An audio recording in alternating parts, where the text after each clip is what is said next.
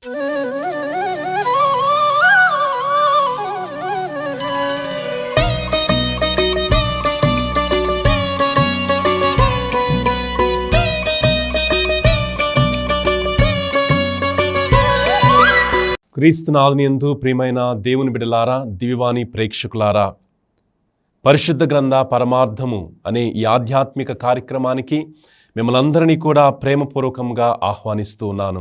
ఈ కార్యక్రమంలో పాలు పంచుకుంటూ వారి యొక్క సహాయాన్ని అందిస్తున్నటువంటి సహోదరుడు జోసెఫ్ గారికి, అదేవిధముగా సహోదరి మేరీ గారికి ప్రేమపూర్వక ఆహ్వానాన్ని పలుకుతూ ఉన్నాను.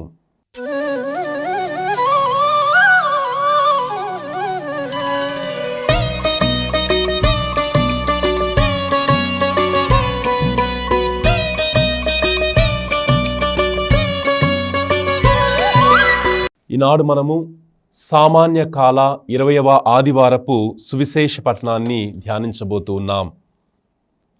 మొదటిగా సువిశేష పఠనాన్ని ఆలకించుదాం. కననీయ స్త్రీ విశ్వాసము.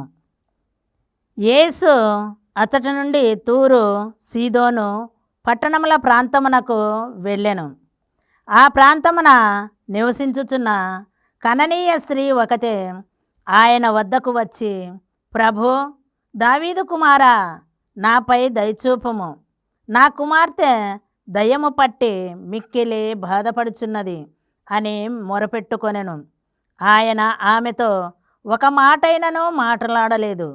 అప్పుడు ఆయన శిష్యులు సమీపించి, ఈమె వెంటబడి అరుచుచున్నది, ఈమెను పంపివేయుడు అనిరి.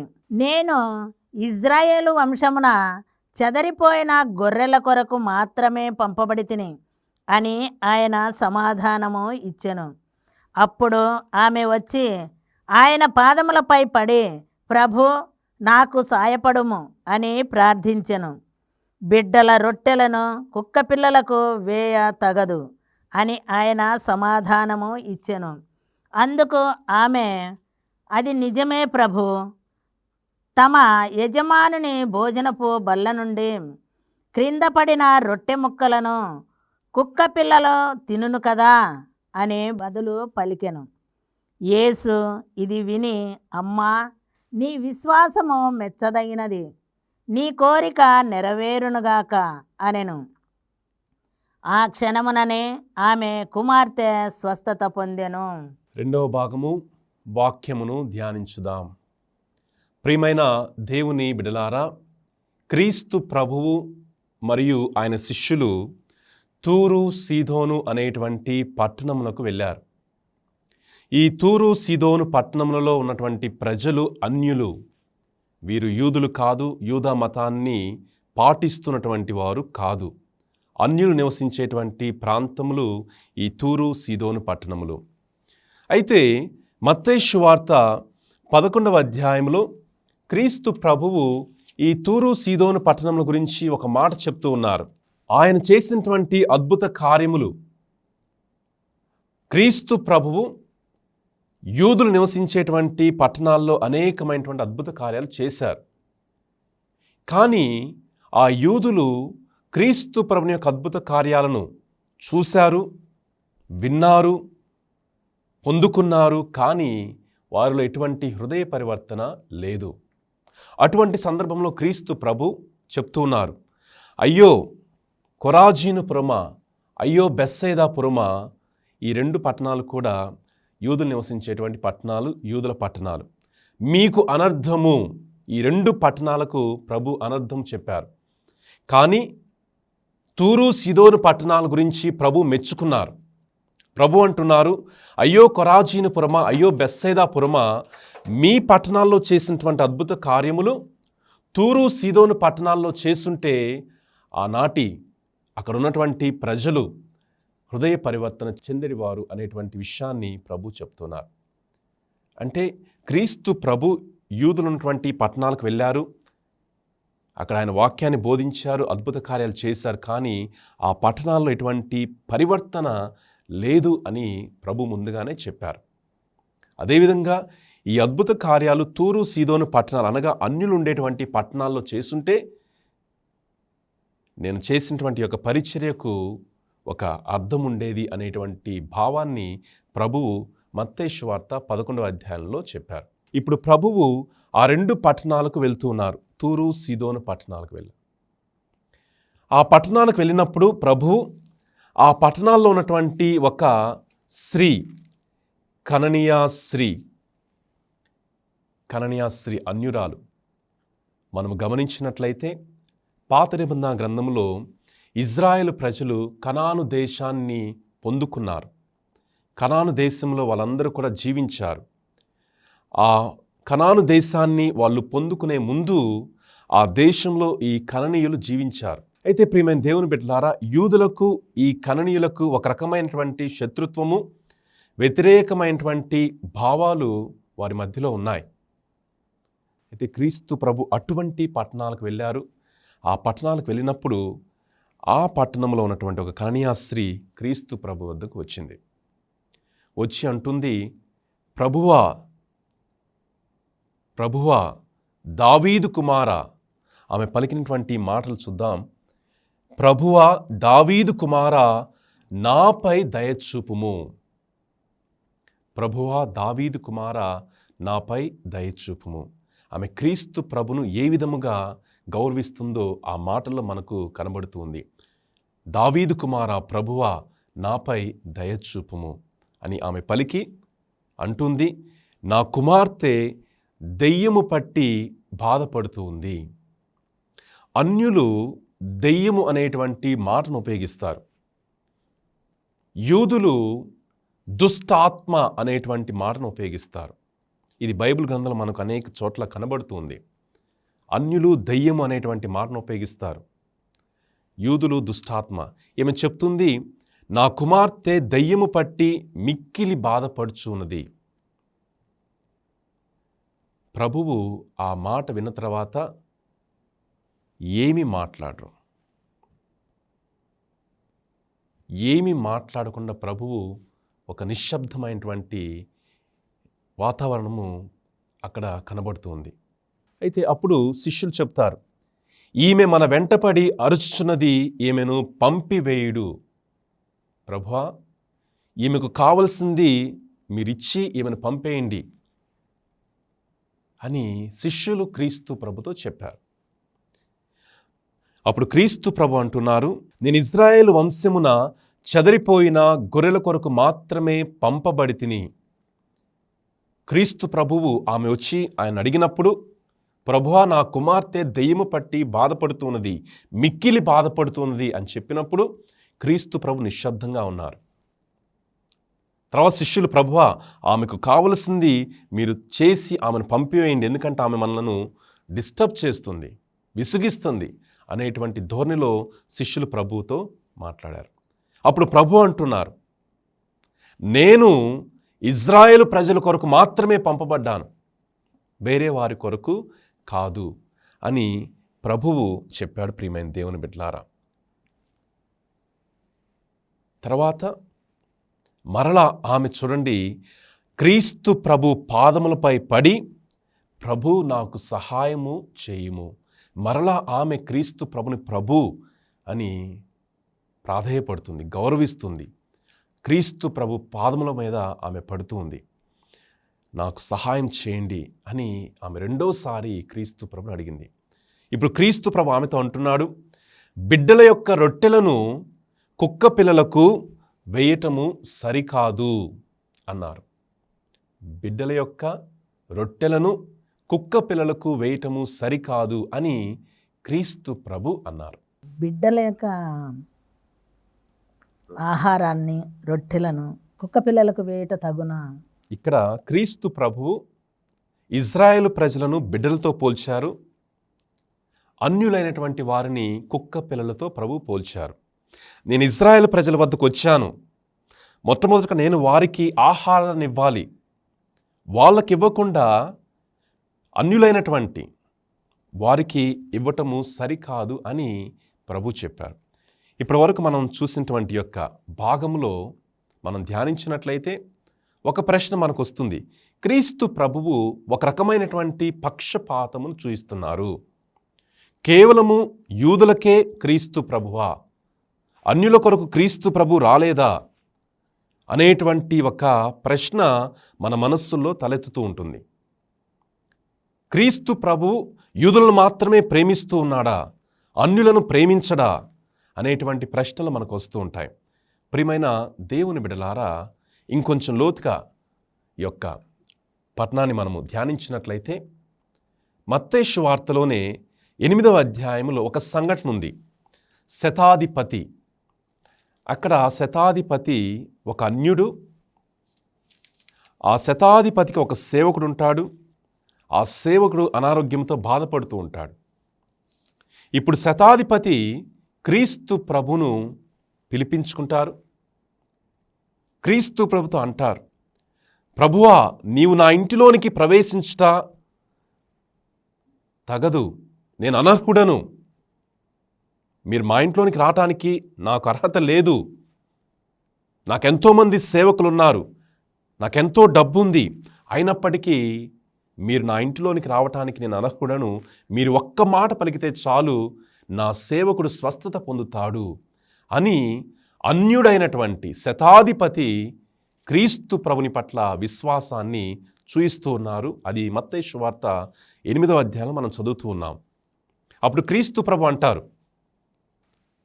ఆ శతాధిపతి చూయించినటువంటి విశ్వాసమును చూచి, అన్యుడైనటువంటి ఆ శతాధిపతి చూయించినటువంటి విశ్వాసమును చూచి, ఇజ్రాయేలులో సైతము ఇట్టి విశ్వాసం నేను చూడలేదు.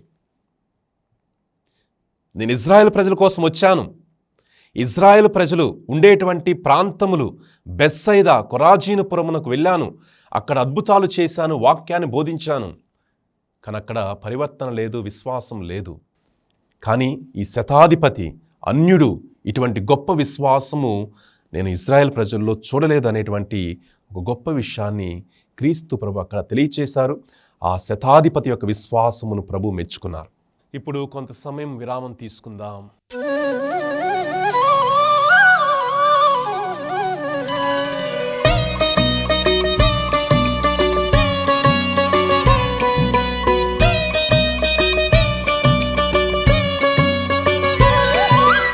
విరామం తర్వాత మన యొక్క కార్యక్రమాన్ని ప్రారంభించుదాం.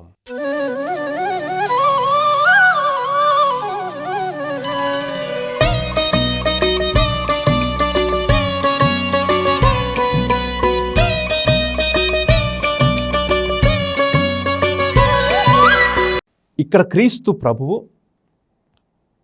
ఈ అన్యురాలైనటువంటి కన్యాస్త్రీ వచ్చినప్పుడు కొంత పక్షపాతము చూయించినట్లు మనకు కనబడినప్పటికీ క్రీస్తు ప్రభువు చివరిలో ఆమెతో పలికినటువంటి మాట చాలా ముఖ్యం. 28వ వచనము, అమ్మా, నీ విశ్వాసము మెచ్చదగినది, నీ కోరిక నెరవేరునుగాక.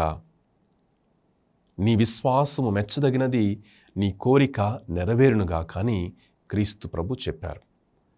ప్రియమైన దేవుని బిడ్డలారా, మామూలుగా ఇది ఒక రకమైనటువంటి సామెత. ఆనాటి కాలంలో మామూలుగా ఉపయోగించేటువంటి సామెత, బిడ్డల రొట్టెలను కుక్క పిల్లలకు వేయ తగదు అనేటువంటి యొక్క సామెతను పలు సందర్భాలలో ఆనాటి యూదులు ఉపయోగించేటువంటి వారు. క్రీస్తు ప్రభు ఈ సందర్భంలో ఉపయోగించారు. మామూలుగా మన యొక్క సమాజం ప్రకారము, మన యొక్క సమాజపు ఆలోచన ప్రకారము కుక్కను ఒక నీచమైనటువంటి జంతువుగా, తక్కువ స్థానం ఉన్నటువంటి జంతువుగా మనం చూస్తాం. పాశ్చాత్య దేశంలో ఈ వాక్యము వారికి అంత అర్థం చేసుకోవడం అంత కష్టంగా అనిపించకపోవచ్చు. ఎందుకంటే వాళ్ళు, పాశ్చాత్య దేశంలో ఉన్నటువంటి వాళ్ళు కుక్కలను ఎక్కువగా ప్రేమిస్తూ ఉంటారు, వాటితో ఎక్కువగా సమయాన్ని గడుపుతూ ఉంటారు. అవి నీచమైనటువంటి జంతువులు కావు అనేటువంటి విధంగా వాళ్ళు చూసుకుంటూ ఉంటారు. అయితే క్రీస్తు ప్రభు ఈ పలికినటువంటి మాటలో ఆమెను ఆయన తక్కువగా చేసి మాట్లాడలేదు. ఎందుకు అంటే క్రీస్తు ప్రభువు, ప్రియమైన దేవుని బిడ్డలారా, తను మొట్టమొదటిగా యూదుల కొరకు వచ్చారు. యూదుల ద్వారా అన్యుల వద్దకు ఆయన వెళ్ళాలని ఆయన ఆశించారు. యూదుల ద్వారా అన్యుల వద్దకు వెళ్ళాలి అనగా వారి యొక్క చివరి ఆలోచన అందరినీ ప్రేమించటము, అందరినీ విశ్వాస మార్గంలో నడిపించటము. కానీ మొట్టమొదటిగా యూదుల ద్వారా అన్యుల వద్దకు వెళ్ళాలి. ఎందుకంటే యూదులు తమను అంగీకరిస్తారు, తమ జాతి వారు, తమ మతము వారు ఆయనను అంగీకరిస్తారు అనేటువంటి భావనతో మొట్టమొదటిగా వాళ్ళు యూదుల వద్దకు వెళ్ళారు. కానీ యూదులు అంగీకరించలేదు, అన్యులు మాత్రమే అంగీకరించటము మనం చూస్తూ ఉన్నాం. ప్రియమైన దేవుని బిడ్డలారా, క్రీస్తు ప్రభువు పునరుత్థానమైన తర్వాత మోక్షారోహణము పరలోకానికి వెళ్ళే ముందు ప్రభువు శిష్యులను పిలిచి చెప్తూ ఉన్నాడు. మత్తయి సువార్త 28వ అధ్యాయము 19వ వచనము. యేసు వారితో, ఇహ పరములందు నాకు సర్వాధికారము ఇయ్యబడినది కనుక మీరు వెళ్ళి సకల జాతి జనులకు, చూడండి ఇక్కడ కేవలం యూదులకు మాత్రమే అని ప్రభువు చెప్పల, సకల జాతి జనులకు మీరు పితాపుత్ర పవిత్రాత్మ నామమున జ్ఞాన స్నానం ఒసగుచ్చు వారిని నా శిష్యులుగా చేయుడు అని చెప్పారు.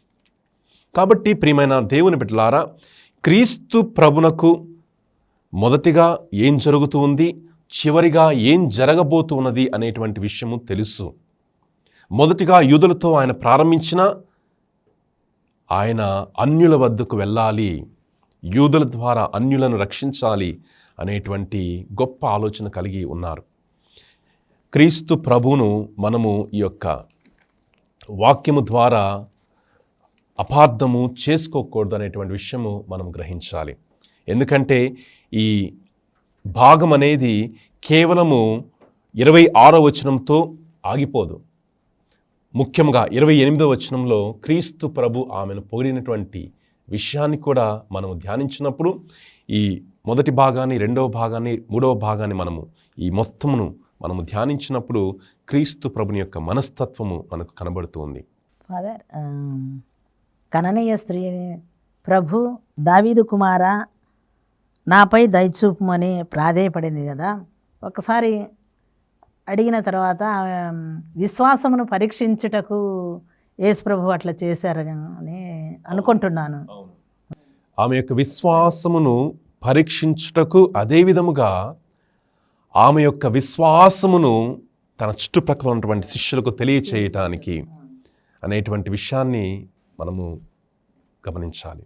రెండవదిగా ప్రియమైన దేవుని బిడ్డలారా, క్రీస్తు ప్రభువు ఇప్పటివరకు మనం చదివినటువంటి అధ్యాయాల్లో శిష్యులను అల్ప విశ్వాసులారా, అల్ప విశ్వాసి అని పలికారు. శిష్యులతో ప్రభు ఆ మాట పలికారు. అన్యులను ప్రభువు ఈ రెండు సందర్భాలు మనం చూసినట్లయితే, ఈ రెండు సందర్భాలే మనకు సువార్తా పట్టణాల్లో, మరీ ముఖ్యంగా 3 సువార్తా పట్టణాలలో వ్రాయబడ్డాయి. ఈ రెండు అన్యుల విషయాలలో ప్రభువు వారి యొక్క విశ్వాసాన్ని మెచ్చుకున్నారు. అల్ప విశ్వాసులారా అని శిష్యులను ఖండించారు ప్రభువు. కానీ ఈ ఇద్దరు అన్యుల యొక్క విశ్వాసాలను ప్రభువు మెచ్చుకున్నారనేటువంటి విషయాన్ని మనము గ్రహించాలి. అయితే ప్రియమైన దేవుని బిడ్డలారా, క్రీస్తు ప్రభువు యూదుల ద్వారా సమస్త మానవాళికి రక్షణ సువార్తను ప్రకటించాలని ఆశపడ్డారు, వారు తలంచారు. అపోస్తల కార్యములో పేతురు కూడా కేవలము యూదుల కొరకే అనేటువంటి భావనతో ఆయన జీవించాడు. ఆయన మనస్సులో కొన్ని అశుద్ధమైనవి ఉన్నాయి, తినేటువంటి విషయాలలో కొన్ని శుద్ధమైనటువంటి ఉన్నాయి. కొన్ని పదార్థాలు అశుద్ధమైనవి, అవి తినకూడదు. కొన్ని పదార్థాలు శుద్ధమైనవి, అవి తినొచ్చు అనేటువంటి ఆలోచన పేతురులో కూడా ఉంది. ఒకనాడు ఆకలిగా ఉన్నప్పుడు పేతురుకు ఒక దర్శనం వచ్చింది. ఆ దర్శనం ఏమిటంటే, ఒక పెద్ద దుప్పటి, ఆ దుప్పటిలో అన్ని రకాలైనటువంటి ఆహార పదార్థాలు ఉన్నాయి. చెప్తున్నారు ప్రభు, వాటిని తీసుకొని భుజించు అన్నప్పుడు, అశుద్ధమైనవి నేను ఏ విధంగా భుజించగలను అని పేతురు తిరిగి జవాబు చెప్తాడు. ఆనాటి కాలంలో అన్యులనేటువంటి వారు అశుద్ధులు, యూదులనేటువంటి వారు శుద్ధులు అనేటువంటి భావన, ఆలోచన వారిలో ఉంది, పేతురులో కూడా ఉంది. అయితే ఆ దర్శనం అయిపోయిన తర్వాత ప్రభువు పేతురును అన్యుడైనటువంటి కొర్నేలియోస్ ఇంటికి పంపిస్తాడు. కొర్నేలియోస్ ఇంటికి పేతురు వెళ్తాడు. వెళ్ళి అక్కడ పేతురు ఒక మాట చెప్తాడు. అపోస్తుల కార్యములు 10వ అధ్యాయము 34వ వచనము పేతురు అంటున్నాడు, దేవుడు ఎట్టి పక్షపాతము లేక అందరినీ సమదృష్టితో చూచునని నేను ఇప్పుడు గ్రహించి తిని. దేవుడు ఎట్టి పక్షపాతము లేక అందరినీ సమదృష్టితో చూచునని నేను ఇప్పుడు గ్రహించి తిని, గుర్తించి తిని అని పేతురు పలుకుతాడు. ఆ అన్యుడైనటువంటి కొర్నేలియస్, అతని యొక్క కుటుంబము, వారిలో ఉన్నటువంటి విశ్వాసాన్ని పేతురు చూస్తాడు. అదేవిధంగా తనకు వచ్చినటువంటి దర్శనం ద్వారా తెలుసుకుంటాడు, అన్యులు కూడా శుద్ధులైనటువంటి వారే. ప్రభువు కేవలం యూదులకు మాత్రమే కాదు, అన్యులకు కూడా ప్రభువే. ఆయన ఎటువంటి పక్షపాతము లేనటువంటి ప్రభువు అని పేతురు ఆ సందర్భంలో తెలుసుకుంటాడు. కాబట్టి ప్రియమైన దేవుని బిడ్డలారా, బైబిల్ గ్రంథములో మొట్టమొదటి ఒడంబడిక అనేది జరిగినప్పుడు దేవుడు సమస్త మానవాళితో ఒడంబడిక చేసుకున్నాడు. ఆది కాండము 1వ అధ్యాయము నుంచి 11వ అధ్యాయాల వరకు మనం చదివినట్లయితే దేవుడు సమస్త మానవాళితో ఒడంబడిక చేసుకున్నాడు. క్రీస్తు ప్రభువు మరలా అదే విషయాన్ని తన యొక్క పరిచర్య ద్వారా తెలియచేస్తున్నాడు. సమస్త మానవాళికి, వారందరి కొరకు నేను వచ్చాను, కేవలం యూదుల కొరకు మాత్రమే కాదు అనేటువంటి విషయాన్ని ప్రభువు తెలియచేస్తూ ఉన్నాడు. మూడవదిగా మనం గమనించినట్లయితే క్రీస్తు ప్రభువు తూరు సీదోను పట్టణాలకు వెళ్ళారు. వాళ్లకు అన్యులంటే ఇష్టము, ప్రేమ. కాబట్టే ఆ ప్రాంతాలకు వాళ్ళు వెళ్ళారు. వారిలో ఉన్నటువంటి విశ్వాసమును వాళ్ళు వెలికి తీశారు అనేటువంటి గొప్ప సత్యాలను ఈనాటి సువిశేషపట్నం మనకు బోధిస్తుంది. కాబట్టి ప్రియమైన దేవుని బిడ్డలారా, మనము కూడా కులము, మతము, జాతి వివక్షత లేకుండా మన యొక్క సోదరులను ప్రేమించినప్పుడు ఆ ప్రభుని యొక్క పరలోక రాజ్యములో మనము భాగస్థులమవుతాం. ఇప్పుడు 3వ భాగము ప్రార్థన. పరలోకమున్న మా తండ్రి, మీకు వేలాది వందనాలు ప్రభువా. ఈరోజు మేము విన్న ఈ వాక్యం బట్టి మీకు స్తోత్రాలు చెల్లిస్తున్నాము ప్రభువా. మీరు మమ్మల్ని గొర్రె పిల్లలకు పోల్చినారు. మీరు మమ్మల్ని గొర్రెల వలె చూసుకున్నారు. చేరిపోయిన గొర్రెల కోసం మేము వచ్చాము అని చెప్పేసి యేసు ప్రభు అన్నారు తండ్రి. Thank you lord Jesus. ప్రభువా, మీకే వందనము, మీకే స్తోత్రము. మమ్మల్ని మా జీవితాల్లో దీవించండి. అనారోగ్యంతో బాధపడుతున్న అనేక మందిని దీవించి స్వస్థపరచండి ప్రభువా. ఈరోజు ఎలాగైతే ఆ కానీయ స్త్రీ యొక్క కూతురు దెయ్యం నుంచి ఏ విధంగానైతే విడుదల చేయించారో, ఆ విధంగానే మా జీవితాల్లో అనేక మంది దెయ్యం బట్టి వాళ్ళ జీవితాలను నాశనం చేసుకుంటున్నారు తండ్రి. అలాంటి వారిని విడుదలనిచ్చి మీరు వారిని దెయ్యం నుండి విడుదల చేయమని ప్రార్థిస్తున్నాం తండ్రి. ప్రభువా, అనేక మంది అనారోగ్యంతో బాధపడుతున్నారు, అనేక మంది సమస్యలతో బాధపడుతున్నారు, అనేక మంది చాలా ప్రాబ్లమ్స్ తో ఉన్నారు తండ్రి. వాళ్ళందరినీ తాకి స్వస్థపరచండి, వాళ్ళ జీవితాలను సంతోషంతో నింపండి ప్రభువా. మీరు మాకు దేవుడిగా ఉన్నందుకు మీకు స్తోత్రం చెల్లిస్తున్నాము. యేసు ప్రభువా, మీకే వందనం. యేసు ప్రభువా, మీకే స్తోత్రం. Thank you Jesus. 4వ భాగము మనము ఆలకించినటువంటి వాక్యమును మన జీవితానికి అన్వయించుకోవటము. యూదులనే కాదు, అన్యులను కూడా ప్రేమిస్తున్నాడు. ప్రతి ఒక్కరిని సమానముగా ప్రేమిస్తున్నాడు. కనుక మనము మన ప్రేమను కూడా ఇతరులకు పంచిపెట్టాలి. విశ్వాసంతో మనం దేవుణ్ణి ఏది అడిగినను మనకు తప్పక ఇస్తాడు. కననీయ స్త్రీ కుమార్తె ఏ విధముగా అయితే దయ్యం పట్టి పీడింపబడుచున్నప్పుడు ఆమె ప్రాధేయపడిందో అదే విధముగా మనము ప్రార్థనలో ఎటువంటి కష్టం వచ్చినా వేదన వచ్చినా కృంగిపోకుండా దేవుని పాదాల చెంతకు చేరి మనము అడిగినచో ప్రతి ఒక్కటి మనకు దేవుడు సహాయం చేస్తాడు, స్వస్థపరుస్తాడు. స్వస్థపరుచు యెహోవా ఆయనే, పరమ తండ్రి, పరలోకపు తండ్రి. మనము పరలోకంలో చేరాలంటే ఆయన్ను ప్రేమించాలి, ఆయనను అనుసరించాలి, ఆయన వాక్యానుసారంగా మనము జీవించాలి. ఈ విధంగా ప్రియమైన దేవుని బిడ్డలారా, క్రైస్తవులైనటువంటి మనము మన యొక్క జీవితాన్ని క్రీస్తు ప్రభునిలాగా జీవించగలగాలి. వారు ఎటువంటి పక్షపాతము చూయించలా. సమస్త మానవాళి ప్రతి ఒక్కరూ కూడా ఆయనకు ఇష్టమైనటువంటి వారే. మనము కూడా మన యొక్క జీవితాలు అటువంటి దృక్పథముతో ఉండాలి. విభేదాలు, విభజనలు లేకుండా సమస్తం ప్రతి ఒక్కరిని కూడా మంచి మనసుతో ప్రేమించేటువంటి హృదయం మనలో ఉండాలి. రెండవదిగా విశ్వాసం గురించి మీరు మంచిగా చెప్పారు.